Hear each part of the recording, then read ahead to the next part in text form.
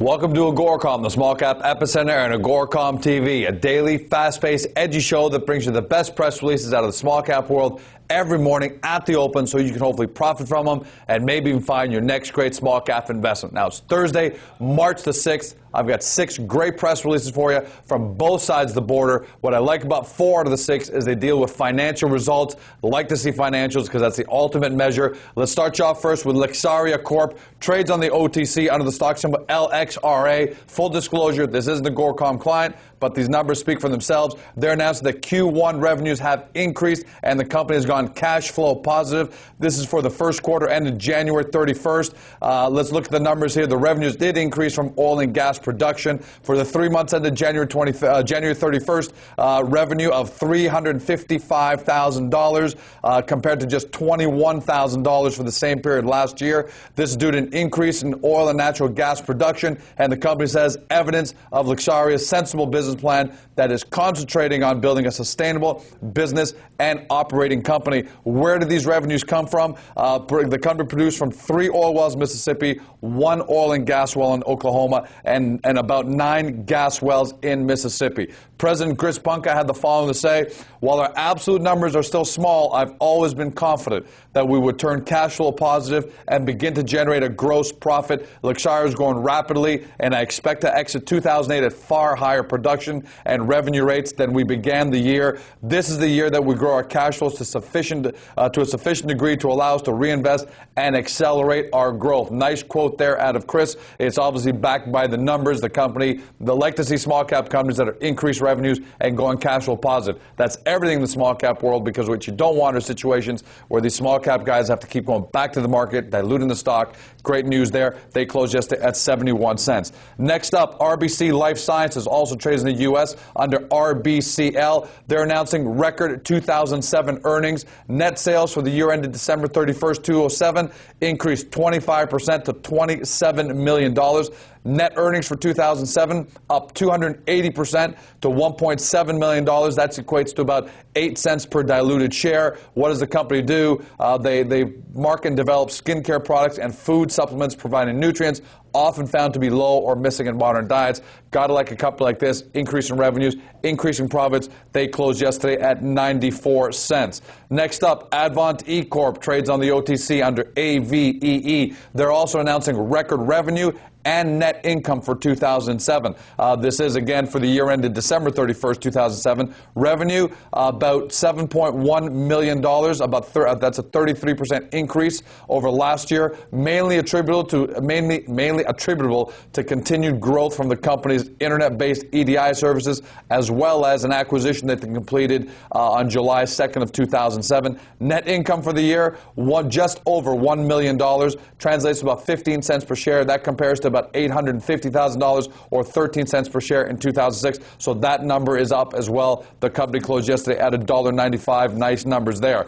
Next up, Champions Biotechnology trades on the OTC under CSBR. They're announcing 2 cents per share in earnings for the 3 quarters ended January 31st, 2008. So for the first 9 months, they came out 2 cents a share. Let's look at the numbers. For the quarter ended January 31st, they reported net income of $611,000 and earnings of 2 cents per share. So it looks like from the 9 months, most of that came in the last quarter. Don't know if that's seasonality or don't know if that means the company's on the way up, but it looks like that's where the number came from. And that compares to a net loss of $37,000 last year. So the company is way up on the net income side. For the 9 months, net income is $475,000.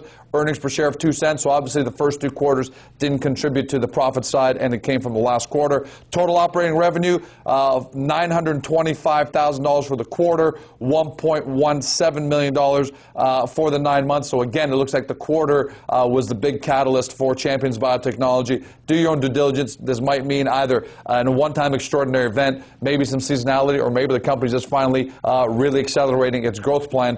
In either event, the company closed at $1.10 yesterday. yesterday. Switching over to the TSX Venture side, a couple of resources press release. Don't expect to see a lot as everyone just completed the PDAC, which is the world's biggest mining conference, probably traveling on the way back to their headquarters and destinations, all tired out, so we don't expect a lot. We did 2 press releases. Iberian Minerals trades on the venture under IZN. They're providing production numbers from their condestable mine between September 30th, 2007 and December 31st, 2007. September 30th being the acquisition of Compañía Minera Condestable, CMC. Their Raúl mine has produced the following: 22,160 DMT of copper concentrates containing 5,300 MT of copper, metric tons of copper, 3,800 ounces of gold fines, 57,160 ounces of silver fines. Ore throughput is increasing as well. Their processing plant has increased significantly to just under 6,000 tons per day, and that's close to the design level of 6,000 tons, which is what they're aiming for. And the capacity at the plant has expanded annually since 2004. Take a look at those numbers there. They've been doing a great job of increasing capacity. Nice track record. Closed yesterday at $1.25. And finally, Tahi Development also trades in the venture under TDC. They're announcing the discovery of a new gold zone. This at their Goodwin Lake property. These are results from the first 4 drill holes, which returned up to 14.458 grams per ton of gold over 2.7 meters. That's within about 6.4 grams per ton over 6.6 meters. The Goodwin property is wholly owned.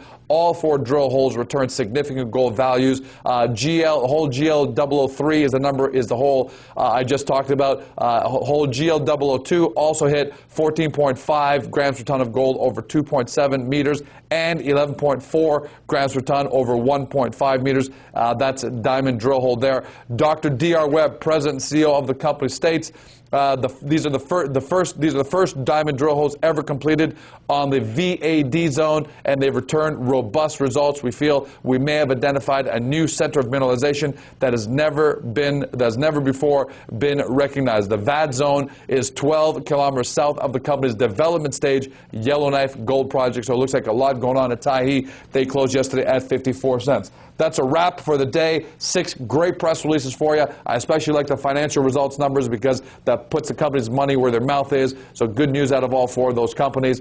As always, if you want to take a further look at these companies, we're now posting all these notes to my blog on the front page of AGORACOM.com. But more importantly, if you're looking for more great companies, don't forget about the AGORACOM marketplace. Over 90 companies listed by industry and exchange with great summary descriptions so you can find the ones quickly that are best suited for your portfolio. That's a wrap. Have a fantastic day. We'll talk to you tomorrow.